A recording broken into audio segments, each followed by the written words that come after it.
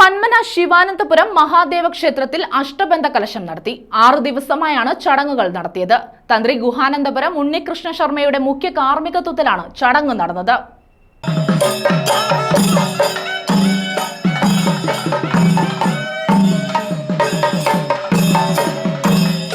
ചവറ പുത്തൻചന്ത വടുതല പന്മന ശിവാനന്തപുരം ശ്രീ മഹാദേവ ക്ഷേത്രത്തിലാണ് ദേവപ്രശ്ന പരിഹാര ക്രിയകളും അഷ്ടബന്ധ കലശവും പൂർത്തിയാക്കിയത്.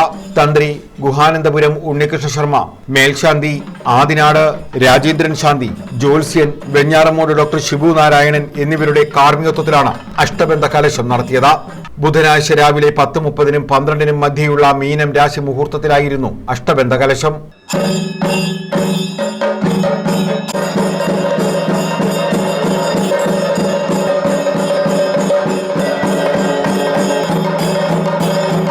പുലർച്ചെ ഗുരുപൂജ, ഗണപതി ഹോമം, പ്രതിഷ്ഠാഹോമം, അധിവാസം വിടർത്തൽ, ബ്രഹ്മകലശത്തിൽ പ്രസന്നപൂജ, അഷ്ടബന്ധ ശുദ്ധക്രിയകൾ, ശ്രീകോവിൽ വലിയ പീഠപൂജ, മരപ്പാണി അറിയിപ്പ് എന്നിവ നടന്നു. തുടർന്ന് കർക്കരി നിദ്രാകലശം, കുംഭേശ കലശം, ജീവകലശം എന്നിവ വാദ്യമേളങ്ങളോടെ എഴുന്നള്ളിച്ച് അഷ്ടബന്ധ കലശം നടത്തി.